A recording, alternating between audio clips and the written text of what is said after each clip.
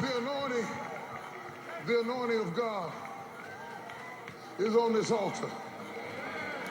It's on this altar. It's on this altar. It's on this altar. And you can't deal with the devils you fight if you don't learn how to get on this altar. This is a tough period and a tough time. You got spiritual warfare. You got sociological warfare. You got economic warfare. And many of you have a personal warfare going on in your personality, in your sexuality, in your behavior, in your dispositions. And the worst part about it is when we go through something, we don't talk.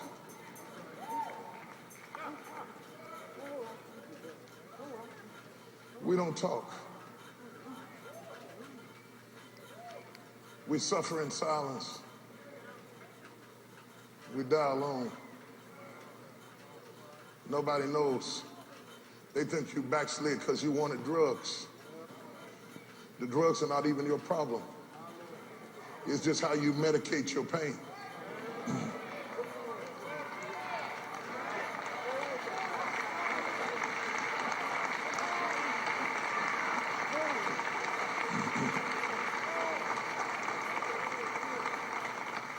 The pornography is not even the issue.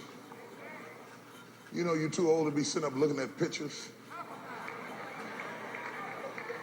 What you doing sitting up looking at pictures as old as you are? It's how you medicate your pain. It's not right. But it's what men do. When life gets tough, we go back to the toys we had when we was boys. Toys are temptations of your youth.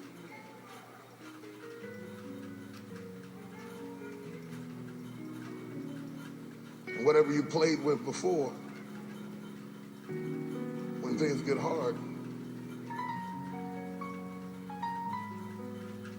you'll go to play with that again.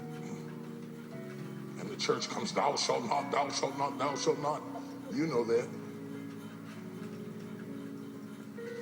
But you don't just need somebody to tell you what you can't do. You need somebody to tell you what you can do.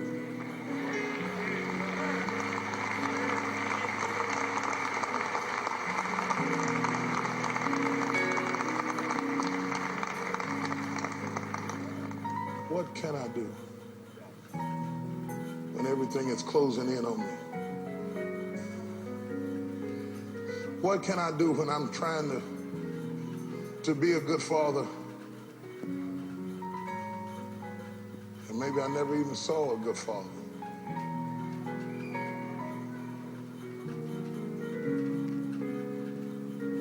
What can I do at home when I don't get credit for the stuff I do right? And the only thing I hear about is the stuff I did wrong.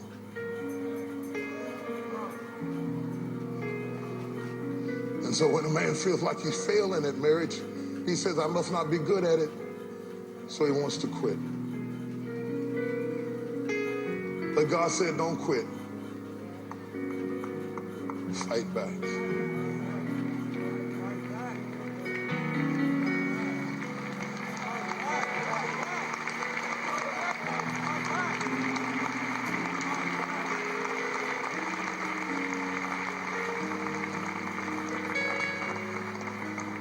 Now, how you fight? How do I fight, Bishop?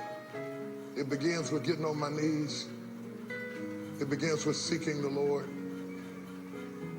It begins with putting away my toys, my boyhood toys, because my toys are no solution.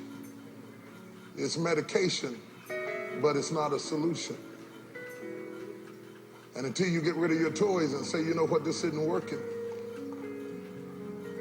you can't get what you need.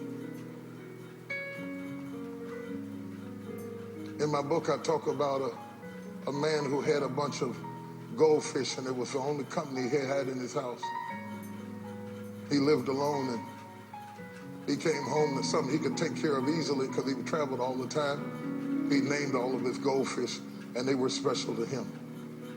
One night while he was sleeping, the thermostat malfunctioned and the tank got too hot, and the fish boiled to death. In the morning when he got up, all the fish were dead and floating on the top of the water. And the man looked into the fish tank and saw all of his fish had died.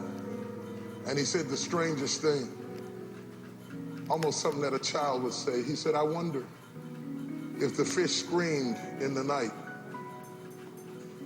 and I couldn't hear them. The real truth of the matter is, most of us scream in the night. Nobody hears you. And what do you do when everything's gotten too hot? And you're screaming and ain't nobody listening. Tell you what I do. I go to the rock.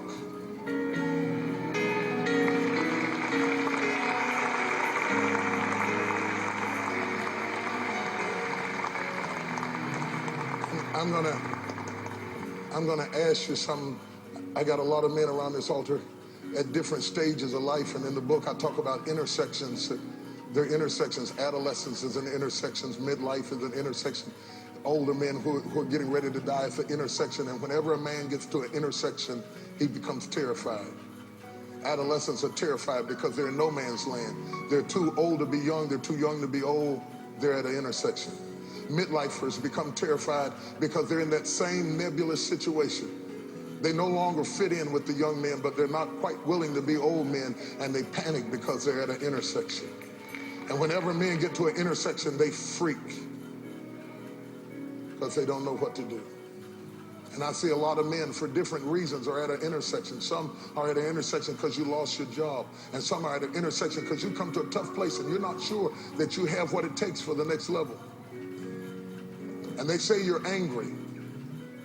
But the truth of the matter is you're just afraid. And sometimes it's easier to be angry than it is to admit that